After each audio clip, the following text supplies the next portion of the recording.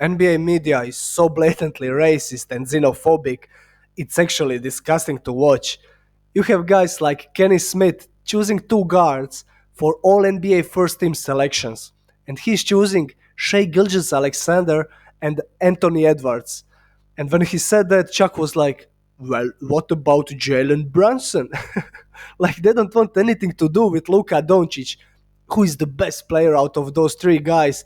If you disagree, it's okay, but not picking Luka for first team over at least Anthony Edwards is criminal behavior, and you should not have a platform to speak like that.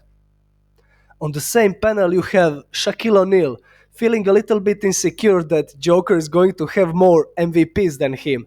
So get this, Shaq's MVP is Shea Gilgeous Alexander because he has more 30-point games than Joker.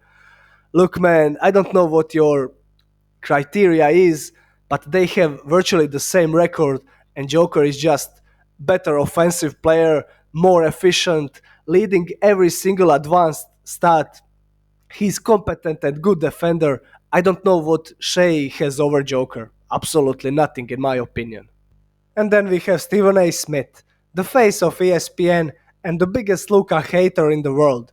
Just this season, he was shitting on Luka's 73-point masterpiece, where he shot the ball extremely efficiently. I think it was like 25 out of 33 field goal attempts. And he called it shameful. Not a big deal, right? On the draft, he was picking DeAndre Ayton over Doncic, saying things like, I don't care about this kid in Europe. Okay, Stephen A. So where is DeAndre Ayton now, and where is Luka Doncic now? He was picking Ja Morant over Doncic. Same question. Where are they now?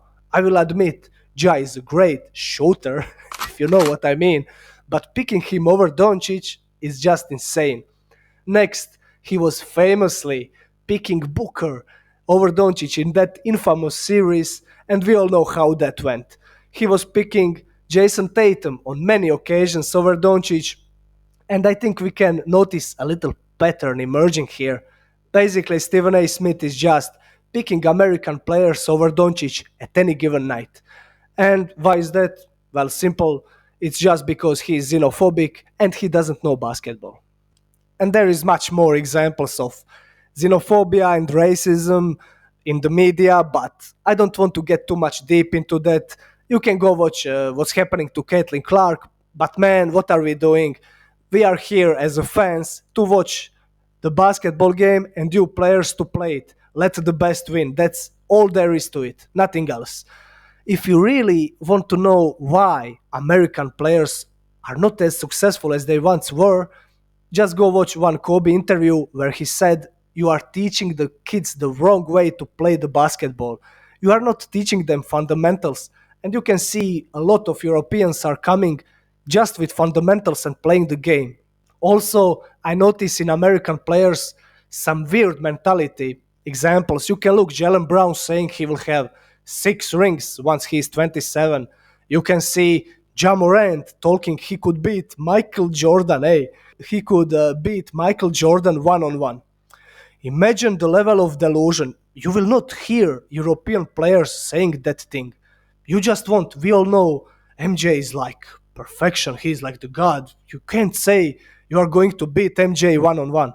Maybe now when he's 60, maybe you have a chance, but my god. You can see, for example, how Europeans say about things like that. When Luka was asked how it feels to have Robin like Kyrie Irving, Luka said, well, Kyrie is Batman, I'm the Robin. That's how you elevate your teammates, that's how you show respect, and that's how you keep humble. That's the most important thing, is staying humble, man, and doing work, putting in work. Why will Victor Wembanyama succeed? Why will he be the face or the problem in the NBA, as you guys say? It's because he's not into drinking, girls, or he's just into hard work, man. He wants to win. He's improving, he's learning, and that's why he will succeed. Why is Ja Morant in situation where he is now? Just because he has wrong mentality. It's about mentality, it's about fundamentals, and that's why Americans today are not as successful as they once were. So instead of being racist and xenophobic about everything, NBA media should really just accept basketball is becoming a global game with global players and global fan bases, and it's good for the game. It's bringing in more interest and more revenue. My advice for young Americans is simple: just approach the game the right way, the same way your predecessors did. Winners like Larry Bird, Magic Johnson, Kobe Bryant, Michael Jordan, Tim Duncan, I mean, the list goes on and on. All those guys had couple of things in common. First and foremost, they were competitors and not excuse makers. They were competitors and they all had great work ethic. For example, if you look at the GOAT, in my opinion, Michael Jordan, when he came into the league, he really didn't have a jump shot. He was athletic freak, similar to Ja Morant today, obviously much more athletic, but you get what I'm saying. So what did he do? He developed his lethal mid-range shooting ability. He developed his weakness into one of his main assets. And there is just something beautiful and inspirational about that. That you can turn your weakness through hard work alone and determination into one of your greatest strengths. That's all I got for you today. I hope you enjoyed my little rant here, and I hope you have a great day. Like and subscribe!